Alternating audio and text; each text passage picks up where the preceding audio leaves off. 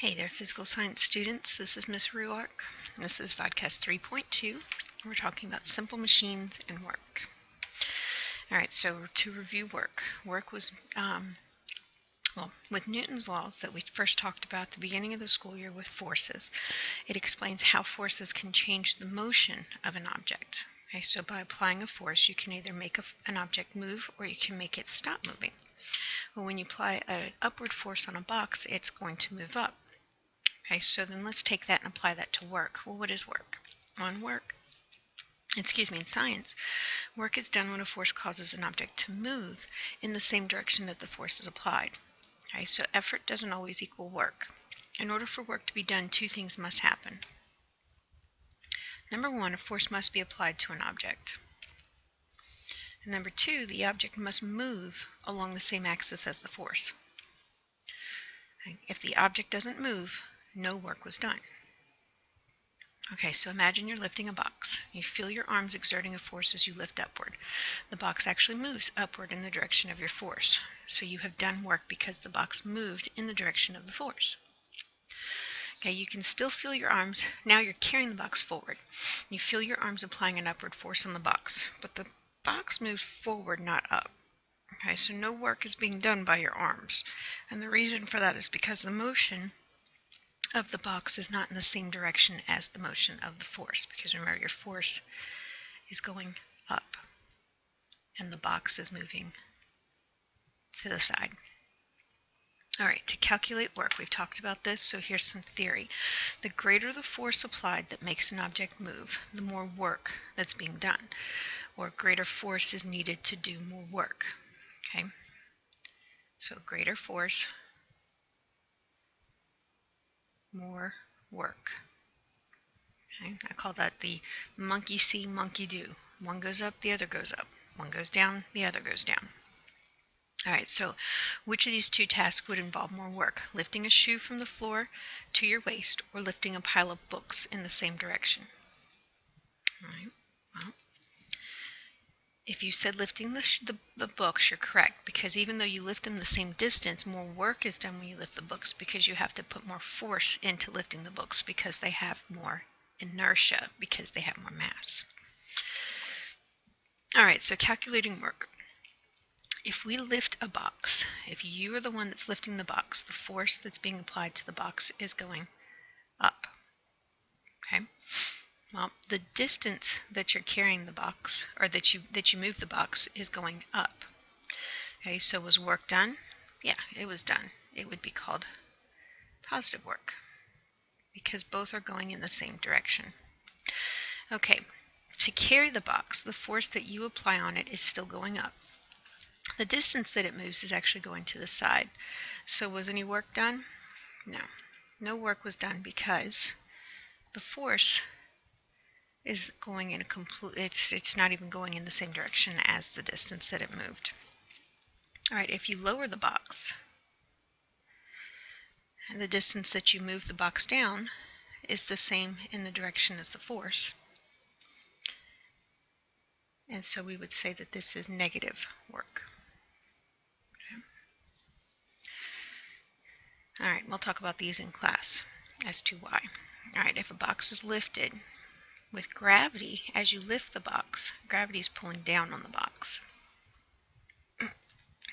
The distance is going up. So I want you to determine if work was done, and when you come to class we'll talk about that. Okay, if the box is carried, remember, gravity is pulling down on the box. The box is going to the side. So determine if work was done. And for the box to be lowered, gravity is pulling down on it. The distance that it's moving is down, so I want you to determine if work was happening. And up here, I did this wrong. Let's come back. We need to fix this one, sorry. If the box is lowered, you still are applying an upward force to it. You're not pushing it down from the top, you're holding it on the bottom, applying a force. Okay, the distance is going down. It's negative work. Okay, so I want you to try to fill these in here, and when you come to class tomorrow, we'll see how you do. Alright, so what is a machine? A machine is a device that you use that makes work easier. Okay, so a can opener is a machine that changes a small force that you apply into a larger force to make it easier to open the can. Okay, simple machines is a machine that uses only one movement, and these are 6 different simple machines: the inclined plane, the wedge, the screw, the lever, the wheel and axle, and the pulley. Okay, so an example of a simple machine would be a screwdriver. Screwdriver is a simple machine that requires one movement. You turn it, and that's it. All right, well, compound machine. Okay, think about compound verbs or compound nouns, compound adjective. Okay, it's where you apply as a combination of 2 or more things. Okay, in chemistry, you learn that a molecule or that an atom is a single, and a molecule is a combination of 2 or more. Okay, so compound doesn't mean complex. It doesn't mean that it's harder. It just means that it's a combination of them. All right, so a can opener is an example of a compound machine because it combines several machines into one. Machines make work easier in 2 ways. They either change the size of the force applied or they change the direction of the force. Okay, we've talked about mechanical advantage. So the number of times the applied force is increased by a machine is called the mechanical advantage. And when you push on the handles of a can opener, the force that you apply is called the input force, okay, or the effort force. That's what you put into it. The can opener changes your input force into a force that's exerted by the metal cutting the blade on the can, and the force exerted by the machine is called the output force, or the resistance force.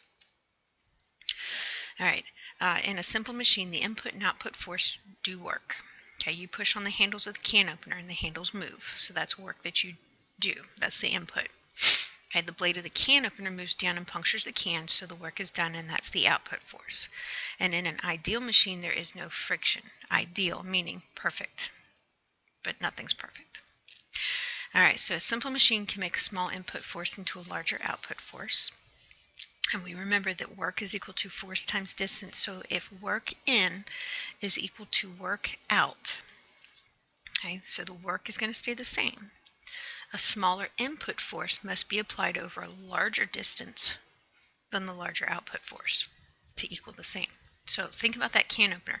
It increases the force that you apply to the handle. So the distance you move the handle is large compared to the distance the blade of the can opener moves as it pierces the can. So if you're using a mechanical one and you turn that handle halfway around, the blade only moves a small bit, but that's because it's applying a larger force. All right, in all real machines, friction always occurs as one part moves past another. Friction causes some of the input work to be changed into heat, which can't be used to do work. So for real machines, this is important here, work out or output work will always be less than work in because of friction. All right, the pulley. Okay, think about a window blind. To raise it, you pull down on the cord. Okay, so the pulley is inside.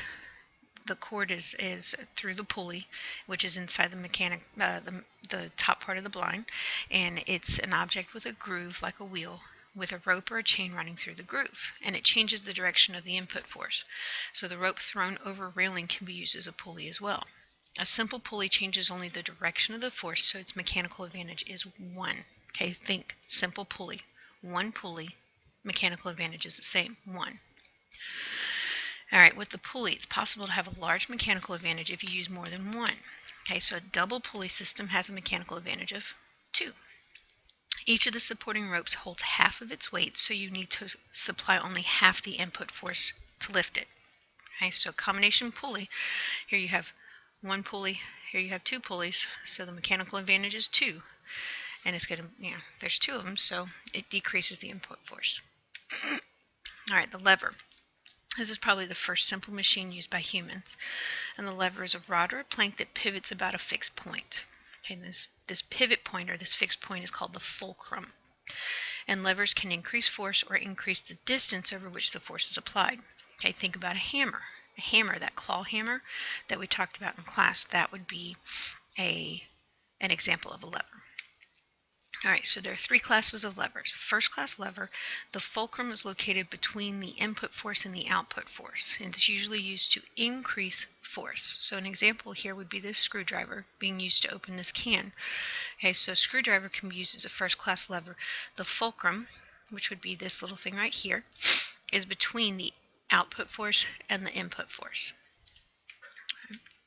The second class lever is when the output force is between, here's the output force, is between the input force and the fulcrum. So notice the fulcrum is on the outside this time.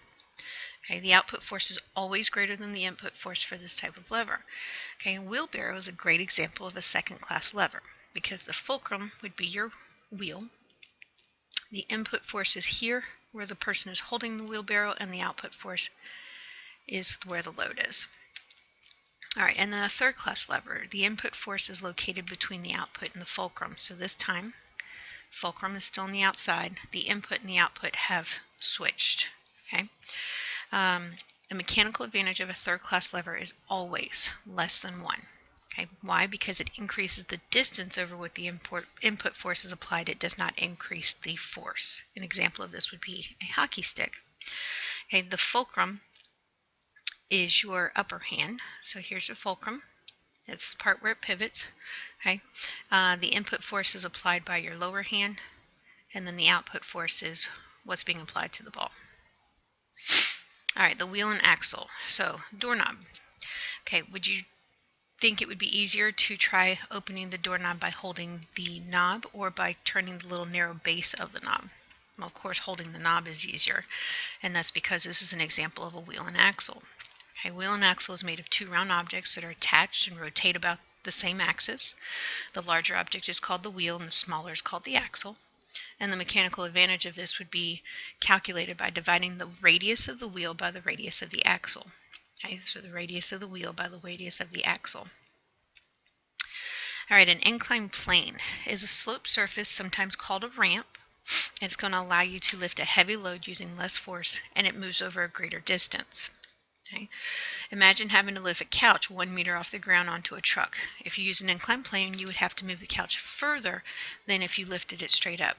Okay. You're going to use the same amount of work because you still have to do that work, but you put less effort into it, okay, less force. So because it's moving a longer distance this way, you're going to use less force. All right, a wedge. Wedge, when you take a bite out of an apple, you're using wedges. Those are your teeth. So a wedge is a moving inclined plane. Okay, it's not an inclined plane. It's a moving inclined plane with 1 or 2 sloping sides. Okay, as you push your front teeth into the apple, the downward input force pushes the skin of the apple apart. Okay, so knives and axes are also wedges that are used to cut. Okay, so a wedge is something that's going to be cutting or forcing 2 things apart. Okay, a screw. Roads going up a mountain usually wrap around the mountain instead of going straight up because it's easier that way. Okay, since it's less steep, it's easier to climb. Even though you go a further distance, it makes it easier, less effort being put in, less force being put in. So this is similar to a screw. The screw is an inclined plane wrapped around a post. The inclined plane forms the screw's threads, and the screw changes the direction of the force that you apply. So when you turn the screw, the input force is changed by the threads to an output force that pulls the screw into the material that you're trying to put it into. Okay, friction between the threads and the material hold the screw tightly in place. And that's it. So I'll see you in class.